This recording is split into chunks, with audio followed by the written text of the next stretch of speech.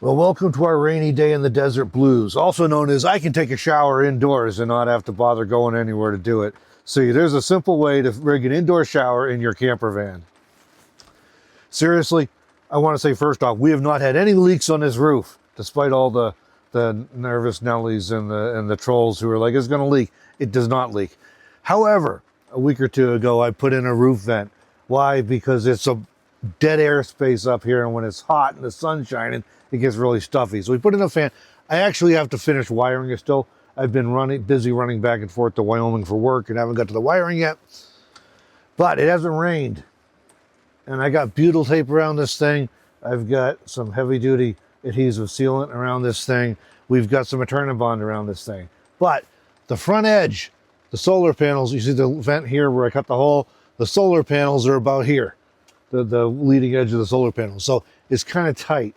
And apparently I missed a spot with that sealant right on the corner. And it is a flat roof, and I'm a commercial and residential inspector. I can tell you, I look at a lot of roofs, and anytime you got a flat roof, you're gonna have some valleys and some high spots. And you get that with this roof too. Normally it's not a problem, especially if we park a little on an angle, or if we drive, it blows off.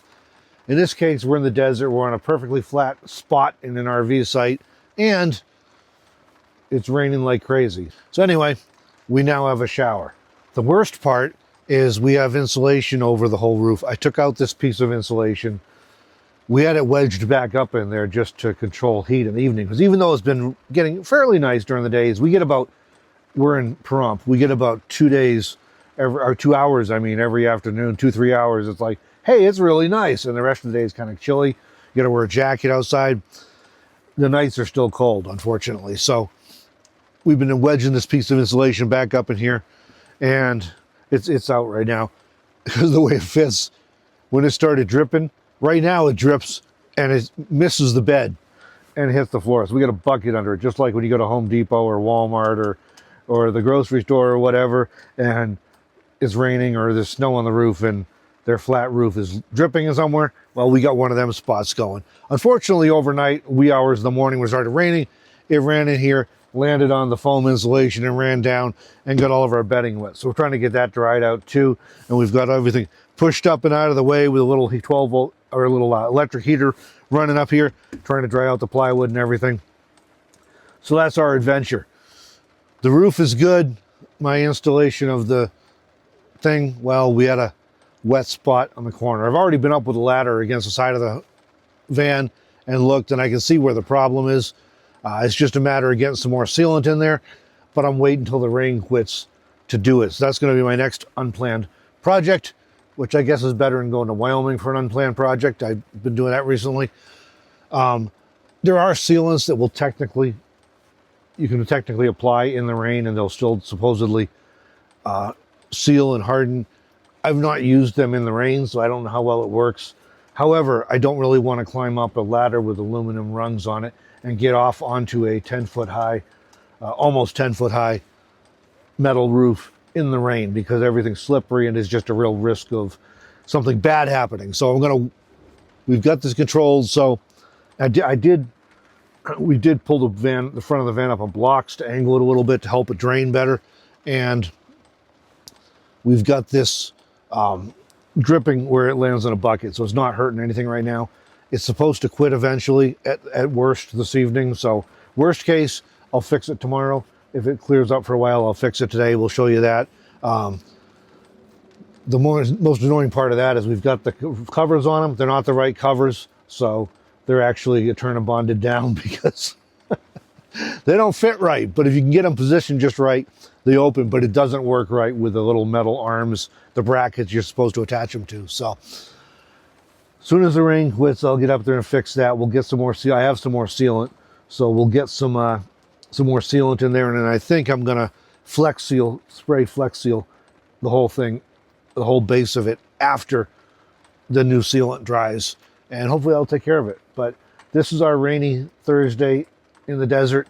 It does rain in the desert, unfortunately, not too often, but today's one of them days where it's not raining for a couple hours. It started last night, and it's supposed to rain till 8 or 10 tonight, which is really unfortunate since we have a leak. This was our first test of this install. Everything else is dry, but that corner. And like I said, the solar panels end right about here, so it's just hard to get to that leading edge. But we didn't really want to put it back over the bed. We kind of wanted it here. It works better with the kitchen area, but also clears out the you know, stuffiness here. So it worked well. We have another one. We thought about putting 2 in, but we decided to go with 1 for now. And we're going to turn off the camera for now so I can take a shower indoors. And after that's done, when the rain quits, we'll go outside and see what we can do about fixing this. So hopefully it doesn't do it again.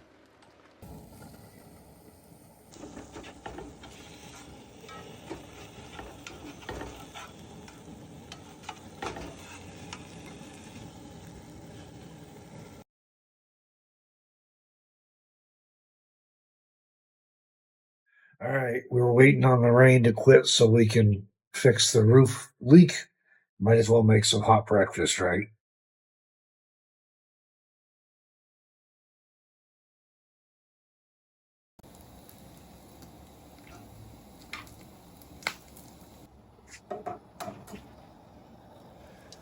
We were talking the other day how you can forget about the goose that laid the golden eggs.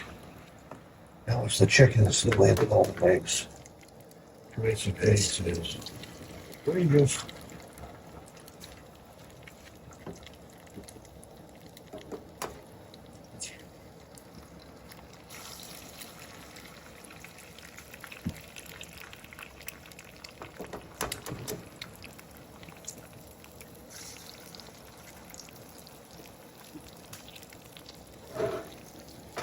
Now I'm kind of a fan of fried eggs over easy, but the wife tells me she prefers scrambled. They're her favorite. And we're recording this on February 13th. Tomorrow is Valentine's Day.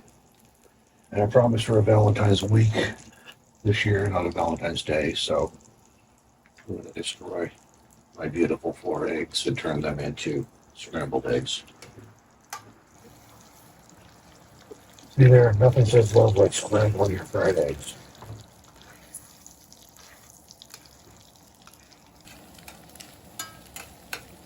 That's success, I guess. Now we're going to go inside and eat. We normally eat outside, but it's cold and wet, so we're going inside.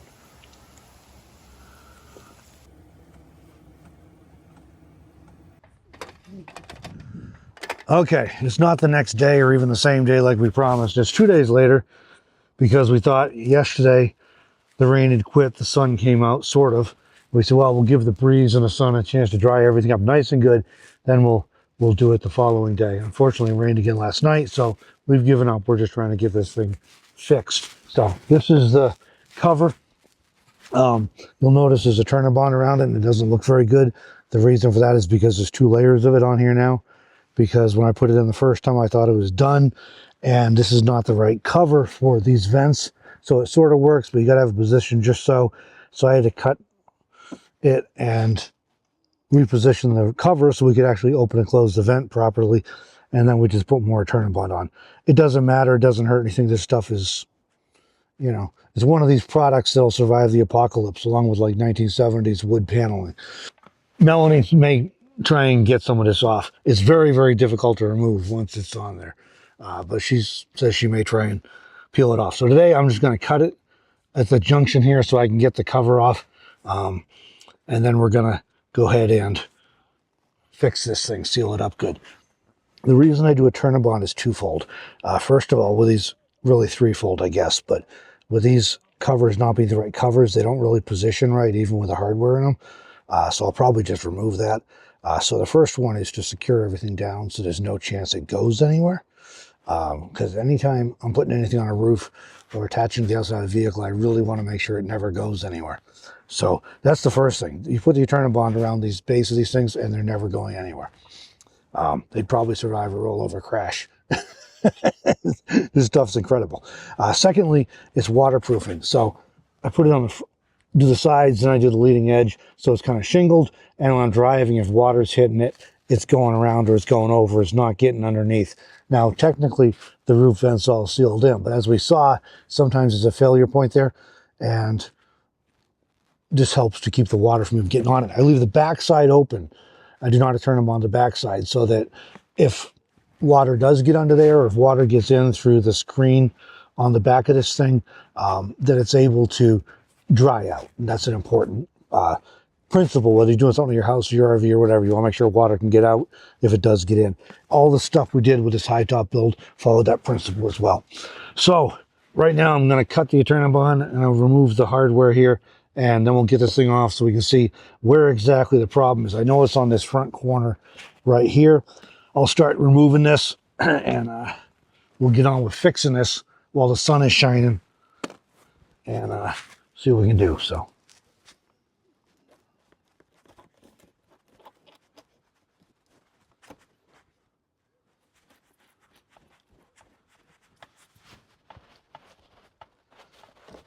All right, everything's unbolted, tape's cut, so there we go.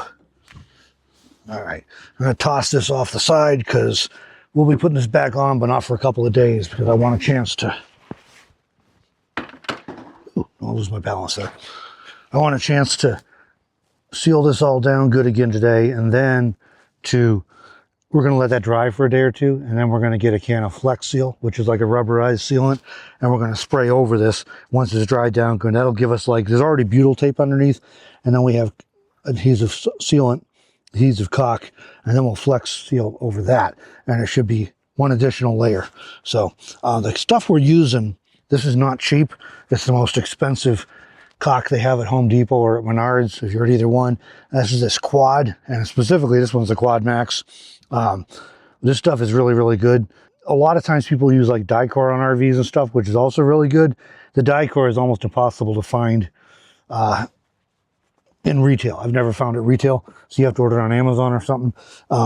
This stuff is really good. It's an adhesive caulk. It is super, super sticky, and we used it extensively on this high top build. Most of it's clear, so you don't notice it. This stuff I went with white just to make it easier to see. But it's again, everything's sealed up. It works really good. It sticks really good. You get it in your fingers, you know exactly what I mean. Or ask Melanie what happens when you get it on your favorite pair of pants, and she can tell you exactly what I mean by that. This stuff is like great. So that's what we're going to be using again today. And we'll see and try and get a look here. I am not seeing specifically where the obvious problem is here, but I know where it's coming in. So it is this left front corner anyways, and I don't see anything obvious, but we're going to redo the whole thing and make sure we get it fixed. And like I say about this Eternabond, man, that stuff is something. So that's where we were having trouble anyway. And we're just removing the hardware that holds the design for the hood, hold the hood on, because it doesn't really fit on here anyways. And turns out we've already found one spot for sure, right, kind of hard to see probably with the camera, but right in here where, let's see, right there actually, where that was under the bracket, and it didn't get as much caulk as it could have. That might have been where it was coming in and then running down to the front here. But anyways, either way, we're taking that off. We're just going to tape the thing back down with a Eternabond because that's the first surefire way to make sure it never comes off. And the bracket, the hardware is fine if your hood actually fits your vent, but these don't. And I think the deal is, I believe these are fantastic fans. They're both about 10, two of them I have are about 10 years old, and they both were out of the van. And these covers I have no longer up here, down there now.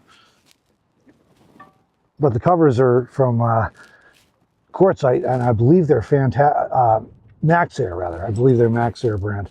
So they kind of fit, but you got to get them just so, and it doesn't really work well with the bracket. So Melanie's pulling off the hardware here, rest of the hardware here, and we're gonna fill in those holes where the screws, little bolts came out. This sheet metal screws, and then we're going to reseal the perimeter here. There should be no chance that this thing ever leaks again. That is the goal. All right, so there are some wet spots up there still on the roof where the cover was especially. So we got that all off. Everything's cleaned off now. We're going to give that an hour or so to dry out. It's sunny, as you can see, and there's a breeze blowing, so I don't think it'll take too long. The humidity's low here, so that should get nice and dry. And I want to make sure it's good and dry before we put more sealant in, lest it doesn't bond well. So, we're going to take a walk, because why not? All right, we gave it a bit of time for everything to dry out here. Unfortunately, it's clouding up this afternoon, and we're getting some wind. So hopefully you can hear me and everything. But we're going to go ahead and get this thing sealed up with the Quad adhesive sealant, and then I just have to get the screw out of the end of it because we've used this before. I think we got enough to do the whole thing, but I'm going to start with the these two sides where I think the culprit most likely is, and right there is very specifically where I think the problem is. So, all right, Melanie's just finishing up the other side here, and then we will let this cure for a day or two, and we'll be back at you with some Flex Seal on a day that's hopefully not quite so breezy. Meanwhile, look at those mountains over there. Is that cool?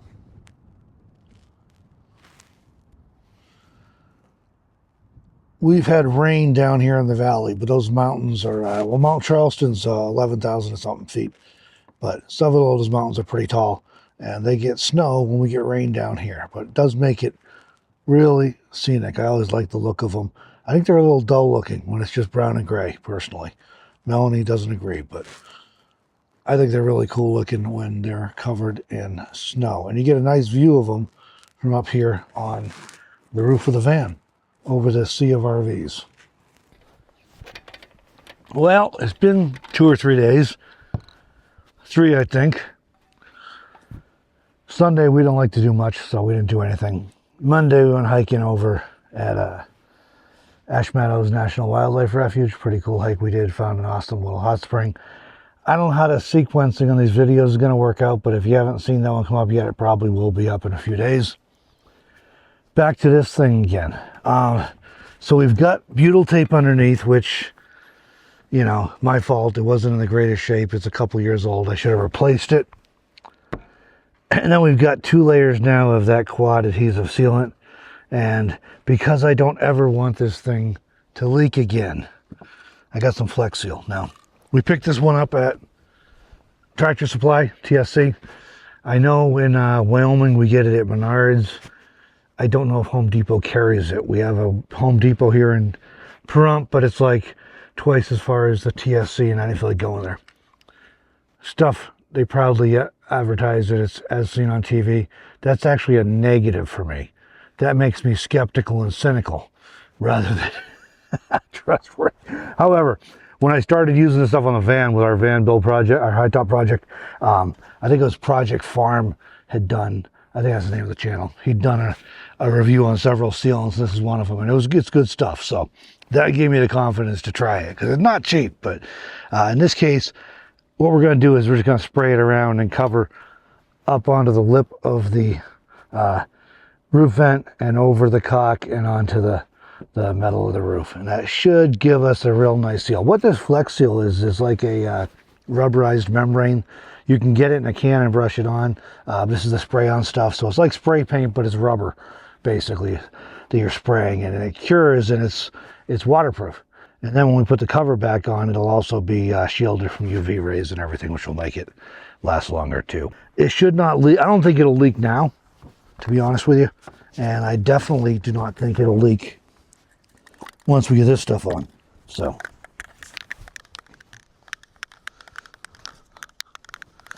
finish shaking this a bit. I usually buy white. This is clear. It's all they had. We're in Pahrump, Nevada, and you cannot buy anything in Pahrump, Nevada in the winter because it's sold out.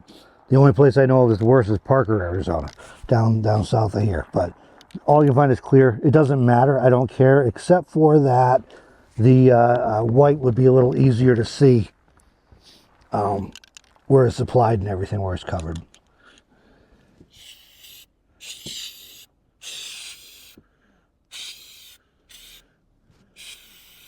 Whew, that smells like the model glue we used to glue when we were kids. You all know what I'm talking about, right?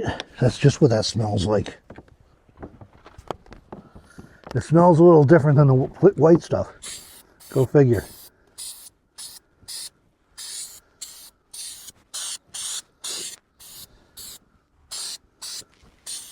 But as long as it prevents roof leaks, I don't care what it smells like, to be honest.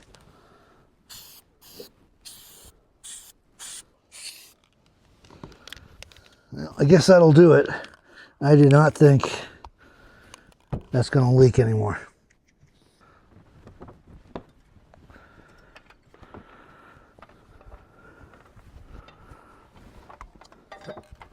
All right, so I'm just sitting here editing this video, and I realized I never finished recording the end of the video. So what happened was we ended up coming back to Wyoming a little earlier than anticipated, and as a result of that, we never finished recording.